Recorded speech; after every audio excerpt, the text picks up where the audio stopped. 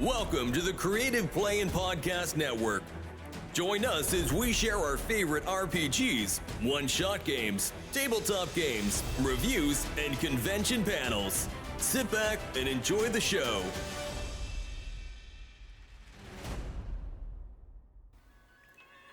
Hi, this is Kelly, aka Trixie from Ragnarok and Roll, assigned to Ragnarok Story, and Tilda Wimblewick from D&D Journey of the 5th Edition. First off, I would just like to say thank you to everyone for listening to our varied adventures, as well as for rating us on iTunes and RPGpodcast.com. If you haven't rated us yet, we would greatly appreciate it if you could. And if you're looking for more ways to support our efforts, we are now on Patreon, a great site where you can help us continue making more podcasts, as well as some special surprises for our patrons. If you can, please look us up at www.patreon.com/cppn. Every little bit helps.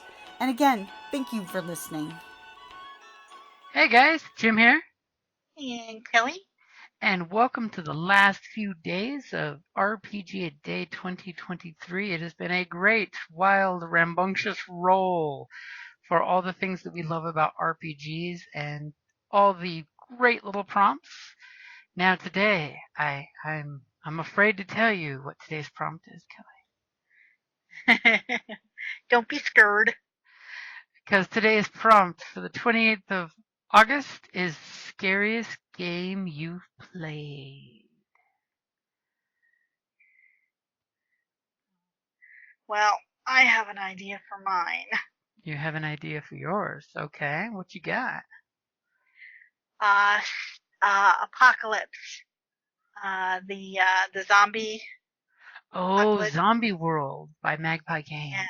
Yes. Oh, that is a good one. Yeah.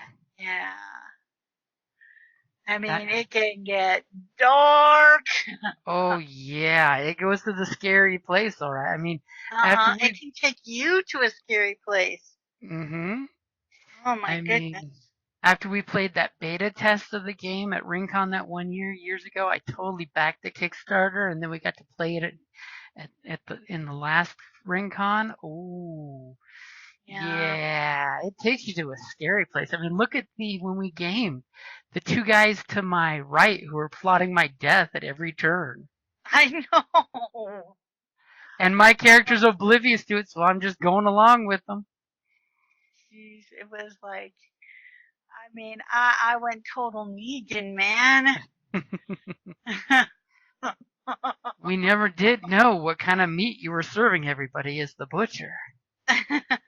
Oh, well, that was the other one, but still. Oh, you mean the first time we played the beta? Yeah. Total. Then the next time you went darker still. Yeah. But believe it or not, we survived. The two of us drove off into the sunset. Everybody. But I mean, to be fair, he's trying to protect that kid, and that kid is the one who brought down the friggin', Yep, brought down the entire defenses of the prison. I mean, that's friggin' dark, man. I mean, I definitely joked with some of the folks when I saw him at the rest of the con. It's funny, the guy who is adamant that we need to stay in the safe prison is one of the two that escaped alive. Yep. Pretty scary, man. We now learned you got to be careful when you take in a farmer family and make sure that they're not sleepers. Yeah, evil. I mean, that was a scary game. I will definitely throw that one out there. Yeah. However, I will throw out for scariest game that I've played is, now I'd love to say 10 Candles, but we really need to get a good group going for that. Yeah. But I will throw out there Dread. I've not played Dread. You have not had the joy of playing Dread, but it's basically a very generic game mechanic where you make your characters. They have these great little character sheets, so you can knock a character out pretty quick. But every time you take an action, instead of rolling dice, you pull a Jenga piece from a Jenga tower. Oh. So at the beginning of the game, you'd be these cool kids that go to the campsite and drink and have sex, and you're doing all these cool, nonchalant things that don't really matter, and the Jenga tower is moving every time I go to town to go buy some more beers. Okay, pull a piece real quick. We'll see how that goes. Okay, things go great. And then when the tower finally falls, the murderer appears and basically goes after you and takes you out when the Jenga tower falls. Well, of course, because you're breaking all the rules, you know. Mm-hmm. You go off alone, you're having sex, man, automatically, you know, you're up for elimination. You totally. And the nice thing is, as the game is going and you're going around the table taking turns, people are doing things, so they're continuously making it worse and worse until finally Wobblier and wobblier. until the one person finally realizes, oh my god, and then kabang. Or worse, part of the rules is if someone hits the table during your turn, it counts.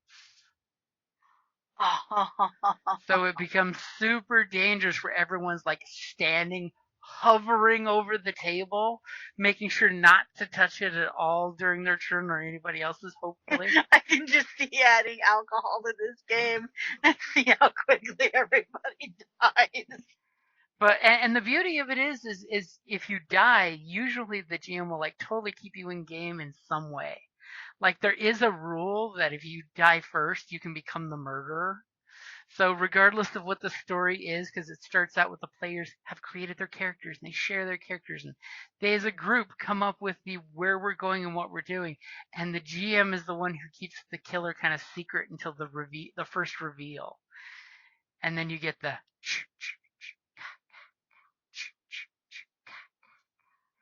and you totally get to murder one of them horribly, and then totally say, "Would you like to have the character sheet for the villain?" Instead of Dread, should we just call it, you know, Camp Crystal Lake? Oh, because see, the nice thing is you could even play like Cabin in the Wood types games. What was that one with the pandemic instead of a monster? You could totally play that story too. What was it? Cabin in the Woods, right? Well, Cabin in the Woods was the there wasn't a pandemic. It was they choose which way they're gonna. Yeah, You there's know, of that course one. they bring out that creepy ass friggin' zombie Mermaid. family. Everybody wants to see the mermaid. I know. I mean, I have to appreciate the twist on that. You know, it was like, oh, this whole thing is, you know, they're making fun of all the slasher film tropes Mm-hmm. and stuff at the same time as having. So I have to give props to that. And they totally had the Scooby Squad. I mean, you gotta throw that out there. We know who was totally Shaggy in that movie. But But yeah. there was also that one horror movie where they did the flesh-eating virus instead of a monster. Okay, yeah, the water was contaminated. They did like a sequel to that too, but you could even do that type of game that when the Dread Tower falls, you have succumbed to the virus. So it has great potential. You could do an urban horror. So that's the nice thing with Dread is you pick any horror movie and you can do that. It could be a vampire instead of a yeah, I was gonna say it could be supernatural. It could be.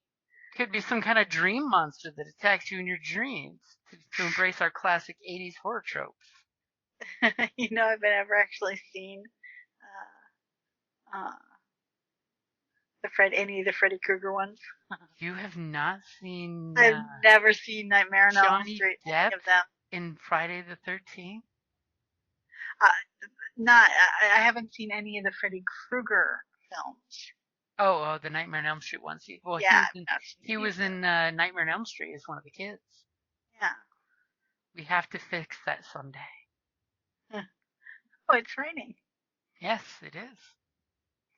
So now that the darkness and the rain is hitting, it is giving you the scariest ambiance. We will totally go with the Zombie World by Magpie Games, which is a great system because you can make your characters up in like 15, 30 minutes. You have your entire group, and the cards are and great. And it builds relationships between the characters. You instantly have a story within a half hour because you drop cards for the relationships between the players that are sitting at each other next to each other, and then the ones that pick somebody at the table who is not your relationship to have a relationship with.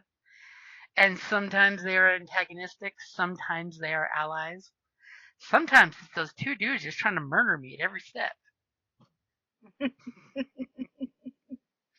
But it is a great game, and I will totally throw out Dread and give an honorable mention of 10 Candles because we are totally playing at least 1 or 2 sessions this Halloween when we do our 13 games of Halloween.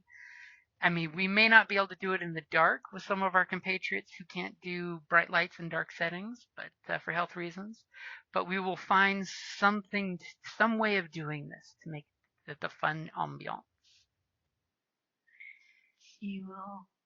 And we can get the electric tea lights. We have electric candles with remote controls too. Yeah, you just flip the switch off the bottom.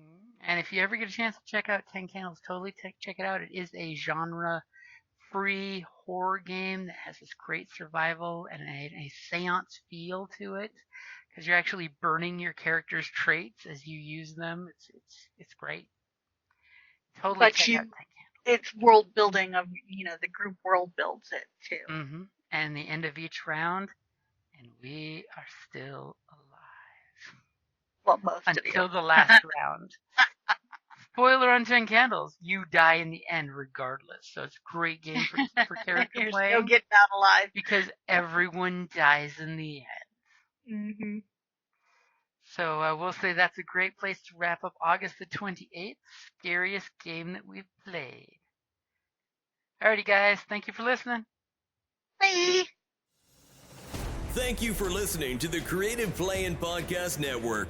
If you enjoyed our show, please check out D&D Journey of the 5th Edition and Ragnarok Enroll a Scion Hero to Ragnarok Story. Also, check out our Patreon page for more content and behind-the-scenes things, as well as joining us for a one-shot game or two.